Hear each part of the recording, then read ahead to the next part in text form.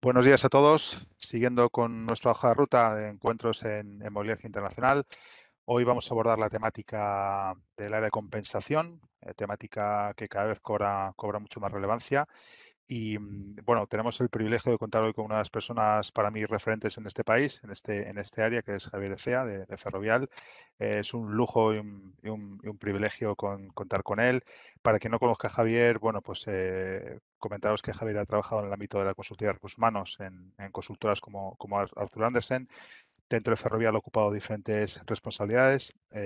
Bueno, o sea, entre otras ha sido el máximo responsable de recursos humanos Ferrovial Agroman Internacional y actualmente ocupa la gerencia de compensación y beneficios en Ferrovial con responsabilidad en políticas de movilidad y de compensación a nivel global e internacional. Javier, querido amigo, muy buenos días. Muchísimas gracias. Muchas gracias, Javier, por esa introducción. Un placer charlar contigo, como siempre, hombre. Nada, un placer, el placer es nuestro. Bienvenido a tu casa, que es AON. Gracias en nombre de mi compañía y en el mío a nivel personal. Nos conocemos hace muchos años y como digo, Encantado. pues es un lujo tenerte y un privilegio y agradecerte tu tiempo, disponibilidad y predisposición. Bueno, Encantado. vemos que llevamos viendo durante muchos años la tremenda evolución, ¿no? que está sufriendo la movilidad internacional, ¿no? Una transformación Sí. absolutamente eh, increíble, ¿no? Desde el punto de vista de Mm. compensación, del paquete de compensación, ¿cómo has visto tú esa evolución? Pues mira, Javier, la verdad es que yo llevo ahí en esa breve introducción que has hecho, has recordado mi época de Ferrovial Agroman Internacional y eso se remonta hace ya 25 años, o sea que llevo ya muchos años en este tema de la movilidad y sí que se ha visto una evolución clara, ¿no? Yo creo que en aquella época donde todavía no había mucha experiencia en expatriación, yo creo que las empresas hacíamos negociaciones individualizadas. Yo por aquellos momentos, o sea, buscábamos el candidato y negociábamos con cada uno. O sea, no teníamos políticas establecidas y eso a qué nos llevaba, pues seguramente a los pluses, pagábamos porcentajes muy significativos de la retribución fija, pero luego otras cosas como puede ser la vivienda, les llevábamos a los mejores barrios de las ciudades donde les mandábamos, pues el equivalente a La Moraleja, a lo mejor de Madrid, pues en las distintas ciudades, en Chile o en Colombia, donde fueran, República Dominicana. Y había muchos tipos de ayudas, tipo incluso hasta ayuda de comida en su momento, equivalente a los diferenciales de coste de vida. Entonces yo creo que las condiciones eran muy buenas. La verdad es que en aquella época en España se vivía muy bien, la verdad, y los que se atrevían a irse fuera, pues digamos que una motivación importante era el paquete de compensación. Creo que con algunos años de expatriado, pues algunos pensaban ya que arreglaban su jubilación y la verdad que en algunos casos así era, o sea que realmente paquetes muy generosos. ¿Qué es lo que ha ido pasando? Pues que con el paso del tiempo esos costes se han ido reduciendo, esas ayudas se han ido ajustando un poco, ¿no? Y también los nuevos perfiles que nos hemos ido encontrando en las compañías, porque ahora la gente que se iba incorporando nueva ya habían estudiado fuera o habían hecho Erasmus o tenían sus carreras hechas en el extranjero y lo que para nosotros era España, para ellos es el mundo, ¿no? Ellos tienen una visión mucho más global y quizá no es tan necesario ofrecer un paquete tan generoso para convencer a que la gente se vaya, porque ya digamos que lo traen de serie, ¿no? Ahora la gente ya habla idiomas y se mueven mucho más fácil, ¿no? Entonces, ¿qué es lo que está pasando? Yo creo que a lo largo de estos 25 años que te digo, yo he ido viendo que cada vez se ha ido mirando más el tema de los costes y se han ido reduciendo las ayudas, han ido bajando un poco los pluses, quizá los barrios a donde mandamos los expatriados, teniendo siempre en cuenta la seguridad, que yo creo que eso sí que es innegociable, ¿no? Es decir, hay que mandarles a sitios donde tanto ellos como sus familias estén en entornos seguros, pero quizá ya no hace falta mandarles a La Moraleja y puede valer a otros barrios pues un poco más baratos, ¿no? Entonces, en resumen, yo te diría que los paquetes de compensación se han ido ajustando y mi sensación es que de aquí en adelante eso va a seguir pasando, desgraciadamente, para los expatriados, ¿no? Se van a tener que acostumbrar a trabajar fuera cobrando un poco menos. Es mi Sí, idea. así es, así es. La verdad que es súper interesante lo que comentas, ¿no? Innegociable la seguridad e innegociable en la época en la que estamos viviendo también la protección de la salud. Sí, Imagino que, bueno, pues que todo esto tiene una explicación, ¿no? Con el boom de la globalización y la internacionalización, pues se produce también este cambio de paradigma desde el punto de vista del paquete de compensación. Así es. Bajo el paquete de compensación está íntimamente relacionado con la gestión integral del talento internacional, ¿no? Que es una de las grandes preocupaciones de las compañías hoy en día, ¿no? Tanto la retención, Sí. desarrollo como atracción. Bajo tu punto de vista, cuáles son las claves dentro del paquete de compensación, bueno, pues para llevar a cabo una gestión eficaz del talento? Ujú.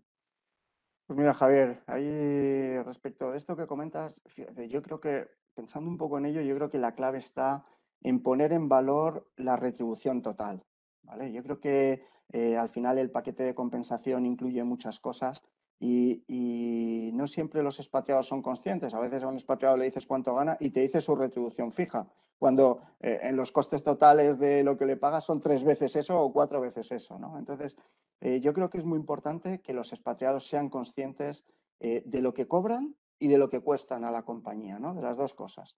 Y ahí te digo, yo creo que algún tipo de documento tipo Total Reward Statement o algo así que ponga de manifiesto el fijo, el variable, si tienen acciones, los pluses, las ayudas en destino y cosas como, pues yo qué sé, pues el seguro médico, los viajes para él y su familia, el asesoramiento fiscal incluso, ¿no? Todos esos son costes. La medida en que se pueda poner todos esos conceptos cuantificados y tengan una cifra global, yo creo que eso va a ayudar a que ellos sean conscientes de la importancia que tienen para la compañía, ¿no? Pero dicho eso, fíjate, yo creo que ya decía Herbert que la retribución es un factor higiénico, no es motivador. Y yo lo comparto totalmente. Dedicado a este tema de la compensación, o sea, tengo absolutamente claro que la compensación no motiva, que es algo necesario, pero que solo el dinero no motiva, ¿no? Y cuando yo negociaba con los expatriados, en aquella época que se negociaba todavía, yo les decía, oye, si te vas solo por dinero, no te vayas. O sea, no te compensa. O sea, no vas a ser capaz las dificultades y el reto que supone trabajar fuera, eso el dinero solo no lo compensa, ¿no? Entonces yo creo que dentro del paquete hay que meter ese otro tipo de cosas como puede ser la compensación no dineraria, que es, por un lado, el desarrollo profesional y decir, oye, probablemente el irte fuera te va a hacer que tu carrera profesional sea pues más rápida dentro de la compañía y probablemente más gratificante para ti. Y también el lado familiar, que yo creo que es algo que hay que poner en valor y el hecho de pues, el posible aprendizaje de los hijos de otro idioma o incluso la apertura de mente de toda la familia, que es algo que yo he visto, que en general los expatriados y sus familias, cuando yo les he ido viendo la evolución a lo largo del tiempo, tienen una visión mucho más global del mundo y mucho más interesante a lo mejor, ¿no? Entonces, quizá lo único por concretar aquí un poco en estas claves del éxito, yo diría que no solo la compensación, este otro tipo de cosas, y además que desde recursos humanos estemos pendientes de ellos, ¿no? Yo creo que muchos de ellos están en situaciones, en entornos hostiles, difíciles, y el que se sientan acompañados, eso lo valoran mucho. Y en mi caso te puedo decir que el haber estado ahí cuando han tenido cualquier problema relacionado con salud, con los hijos, con cualquier cosa, no se trata de llevarles de la manita porque son profesionales, pero cuando tienen un problema y está la compañía ahí para ayudarles a resolverlo, te aseguro que eso sí que es una clave del éxito. Muy interesante lo que comentas de compensación total. Absolutamente de acuerdo con tus afirmaciones. No puedo estar más de acuerdo en lo que acabas de comentar. Y sobre todo, hay una cosa que has dicho que también es muy importante, ¿no? El que sean conscientes del esfuerzo que muchas veces hace la compañía a la hora de montar el paquete de compensación, ¿no? Porque muchas veces, pues yo creo que ahí también tenemos nosotros un gran reto, responsables de movilidad, de poner en valor pues todos los beneficios que una empresa concede a un expatriado, ¿no? Que como bien decías antes, Así es. pues representa un coste de tres o incluso cuatro veces en alguna ocasión. Ujú. Así es. Vale, quería preguntarte cómo ves el futuro de la movilidad internacional, más específicamente la parte de compensación, ¿hacia dónde crees que vamos? ¿Cuál es tu Mm. visión? Pues mira, yo creo que cara a futuro la movilidad internacional va a sufrir cambios muy significativos, ¿no? Yo creo que, bueno, a raíz del COVID además todos estos cambios se van a acelerar más, ¿no? Pero yo creo que las compañías cada vez son más globales. Fíjate que muchas de las grandes compañías españolas del IBEX 35 ya gran parte de su facturación está fuera de España. O sea, hace unos pocos años era impensable, pero ahora mismo ya casi facturamos más fuera de España. En nuestro caso, claramente en Ferrovial, pero otras compañías facturan más fuera que dentro, ¿no? Entonces, yo creo que eso va a hacer que se produzca una evolución en la movilidad internacional. Entonces, el número de expatriados, mi sensación es que se va a estabilizar o quizás incluso reducirse, ¿vale? Es decir, la figura del expatriado va a quedar para posiciones claves, porque como estamos hablando, tiene un coste muy elevado y entonces las compañías se van a pensar muy bien quién tiene que ser expatriado y quién no.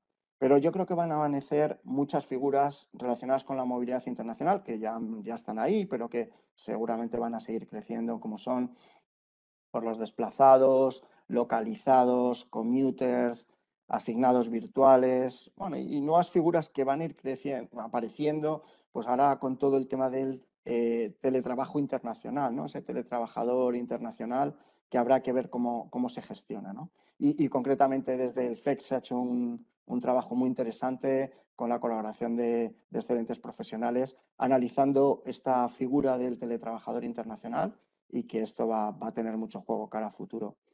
Entonces, yo creo que en los próximos años mi sensación es que se va a reducir el número de expatriados, se van a cortar las expatriaciones como tal, no tanto porque estos expatriados se vuelvan a España, sino porque o se van a ir a otros países o se van a convertir en locales, ¿no? Entonces, bueno, yo creo que también, por otro lado, los paquetes de compensación, pues siempre en esta línea de comparación con el talento local, por decirlo así. O sea, va a haber que justificar y cada vez es más necesario justificar esas diferencias de por qué un español puede cobrar 3 o 4 veces lo que un local, ¿no? O sea, tener que estar muy justificado y eso va a hacer que se reduzca el número de expatriados, ¿no? Y en esa línea, yo creo que sí que lo que yo creo que va a pasar es que hay un reto importante y es con el tema de cómo se va a compensar estas nuevas figuras. Y ahí probablemente será por la vía de las retribuciones variables, bien con bonus anuales o con incentivos más a largo plazo asociados al proyecto y a los resultados, ¿no? Yo creo que probablemente la retribución fija yo la veo que se va a mantener más en línea con lo que se está pagando en los países de origen, de cara a que eso facilite también los retornos, ¿no? Porque cuando la gente tiene salarios fijos muy altos y quiere retornar, eso complica los retornos. Y en mi opinión, el retorno es la parte más difícil de toda la movilidad internacional, ¿no? Entonces, desde ese lado creo que las retribuciones fijas se van a mantener más o menos ajustadas y competitivas con los países de origen y que los expatriados van a poder seguir ganando buenas condiciones económicas por la vía de los variables en la medida en que cobrables en la vivos. Es un poco como yo lo veo. Sí, coincido plenamente, ¿no? Citabas la figura del teletrabajo internacional y bueno, nosotros en conversaciones semanales con clientes, pues claro, nos encontramos con que, bueno, pues a corto o medio plazo va a ser un commodity, ¿no? O sea, hoy en día pues se negocia ya el teletrabajo como herramienta también de compensación, ¿no? Como dentro de ese paquete total de compensación, salario emocional y demás sistemas. Y bueno, pues las compañías pues deben de adaptarse, como bien decías, a adaptar sus políticas de movilidad a esta nueva situación. Sí, señor. Aterrizando un poco más desde el punto de vista técnico, ¿cuáles son, bajo tu punto de vista, las ventajas y desventajas de contar con un modelo de ecualización fiscal, hoja de balance, a un salario de referencia en destino, que comentabas antes, ¿no? A la hora de equiparar. Sí. Bueno, eso es una muy buena pregunta, Javier. Yo creo que siempre el debate entre ecualización fiscal, sí o no, ha estado ahí encima de la mesa, ¿no? Y como todo, pues tiene sus pros y sus contras, ¿no? Un poco de la investigación de mercado así no oficial que he hecho sobre este tema, las consultoras me transmiten que quizá todavía un 60 hasta 70% de las compañías internacionales españolas pueden estar utilizando ecualización fiscal, ¿no? Entonces, ¿en qué consiste? Pues oye, que el expatriado sabe cuál va a ser su carga impositiva, va a seguir pagando los mismos impuestos que en España y el resto de los impuestos pues los soporta la compañía, ¿no? Desde ese lado parece fácil y cómodo. Pero tiene sus pros y sus contras. Yo creo que los pros es que para hacer la ecualización fiscal te tienes que apoyar necesariamente en un asesor fiscal, ¿vale? Y eso lo que te garantiza es que tanto la compañía como el empleado cumplen con sus obligaciones fiscales. Eso perfecto.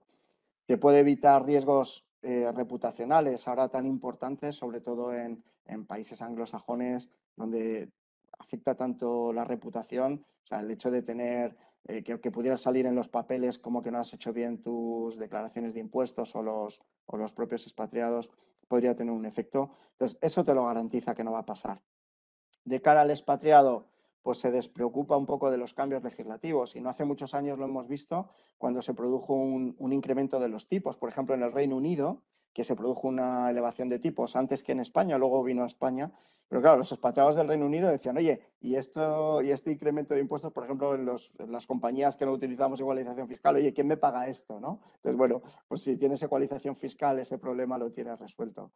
Y nosotros lo tuvimos que resolver por otro camino, pero vamos, que fue diciendo que nosotros no soportábamos ese incremento de impuestos y ya está, ¿no? Y el empleado sabe desde el principio cuál va a ser su neto, el neto que va a cobrar, que eso también es un dato importante porque, bueno, mucha gente todavía se mueve en netos. Tiene sus contras, desde luego, la ecualización fiscal y entre ellas pueden estar pues, costes para la compañía, porque obviamente la utilización de consultoras para hacer todo este trabajo lo puedes hacer internamente, pero quizá tienes menos credibilidad, ¿no? Entonces, en todo este tema relacionado con la compensación y con los impuestos, el tener un tercero experto en la materia quizá te da más garantías de que los expatriados se te quedan más tranquilos, ¿no?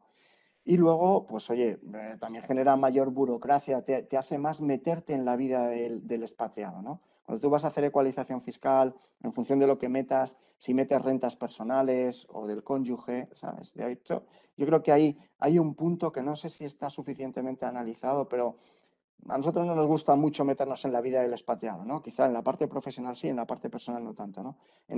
Cuando tienes un entorno de ecualización fiscal, sí que tienes que profundizar más en esa parte.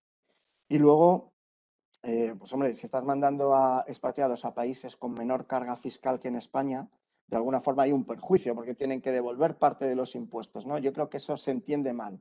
Entonces, mi sensación un poco de lo que he pulsado también con compañías que lo tienen es que en los casos en que el expatriado tiene que devolver algo, cuesta mucho. Es como que la retribución es inflexible a la baja, ¿no? O sea, bajarle a alguien lo que está cobrando cuesta mucho. Y decirle que devuelva parte de lo que sería su dinero cuesta, ¿no? Entonces, a veces eso a lo que lleva es que no se aplica la ecualización fiscal en puridad y lo que se hace es un mix donde, oye, si es beneficioso para el empleado lo aplico y si no, pues no, ¿no? Entonces, ese híbrido a mí tampoco me acaba de convencer tanto. Entonces, bueno, como te digo, tiene sus pros y sus contras, todavía sigue estando muy vigente, pero hay otras alternativas y otras formas de gestionar la fiscalidad que también funcionan.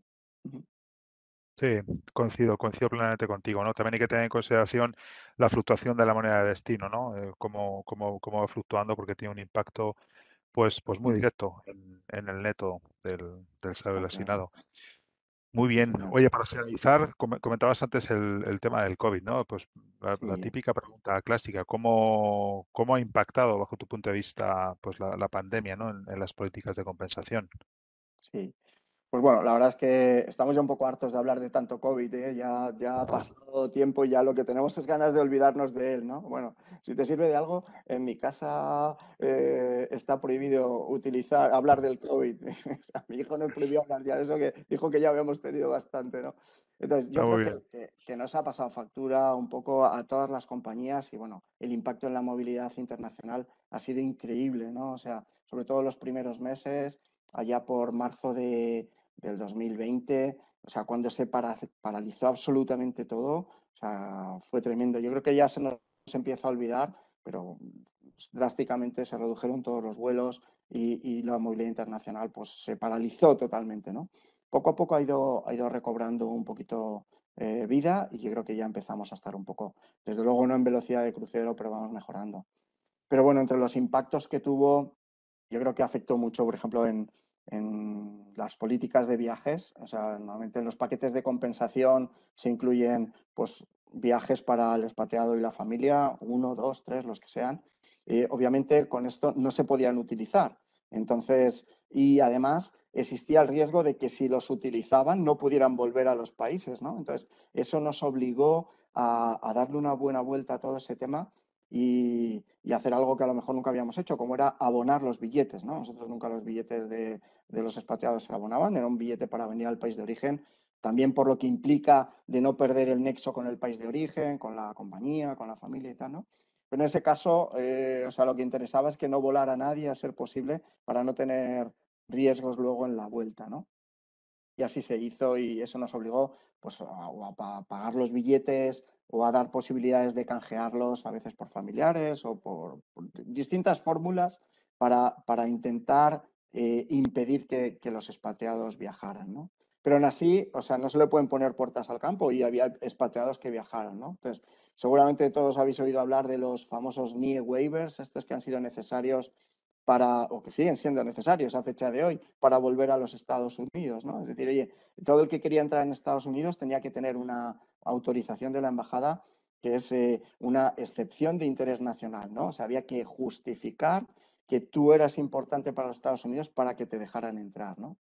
¿Y qué pasó? Pues en los viajes de Navidad hubo gente que se quedó aquí atascada, que vino y que a la espera de esos NIE waivers que no conseguíamos en tiempo y forma, los expatriados no podían volver.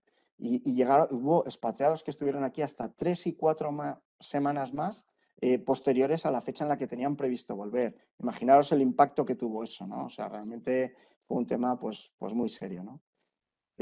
Un par de impactos más así por ir acabando. Yo creo que el tema de visados que tienen sus fechas de caducidad y los I-94 del tiempo que puede estar en los países, ha ido pasando tanto tiempo que había gente que le caducaban los visados y no podía salir a las renovaciones y eso nos ha generado también pues muchísimos problemas y buscar fórmulas alternativas de renovaciones de visados en el país, vía UCIS en algunos casos o, bueno, distintas fórmulas, ¿no? En general, bastante complicación todo esto, ¿no?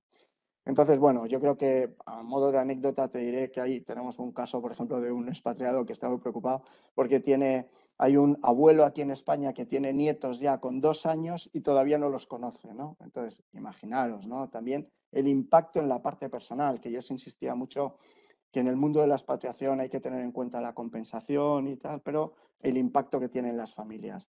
Entonces, yo creo que necesitamos que ya se vaya arreglando todo, que la gente pueda volver a viajar y que puedan volver a los países de origen y que ya volvamos un poquito a la normalidad. Esa será una gran noticia, Javier. A ver si lo escuchamos pronto ya. Yo creo que sí, yo creo que sí. Y además cada vez lo veo más cerca, ¿no? Y bueno, esto que comentabas, pues ha sido nuestro día a día, ¿no? Nosotros el Business Travel, una de las soluciones que ofrecemos al mercado, pues esto que estabas indicando, ¿no? De los gastos de prolongación de estancia, bueno, pues lo hemos estado cubriendo porque lo cubre la propia póliza, ¿no? Y hemos visto, pues te puedes imaginar todo tipo Sí, de situaciones qué y casos. casuísticas, ¿no? Muy bien, Sí, oye, no sí, te la robamos verdad. más tiempo, Javier. Solamente me queda darte las gracias de corazón por tu tiempo, tu generosidad. Es un lujo escucharte como siempre, un privilegio Ah, y bueno, pues encantadísimos de que hayas estado con nosotros y estamos en contacto. muchísimas gracias a vosotros por darme la oportunidad de charlar un ratito contigo, así un paréntesis en el ajetreo del día a día. Siempre aquí tomarnos un café, siempre es de agradecer, Eh, Javier. Así que muchísimas gracias por la invitación. Muchas gracias, un Vale, fuertísimo abrazo. Hasta luego, lo Javier. mismo te digo, cuídate mucho.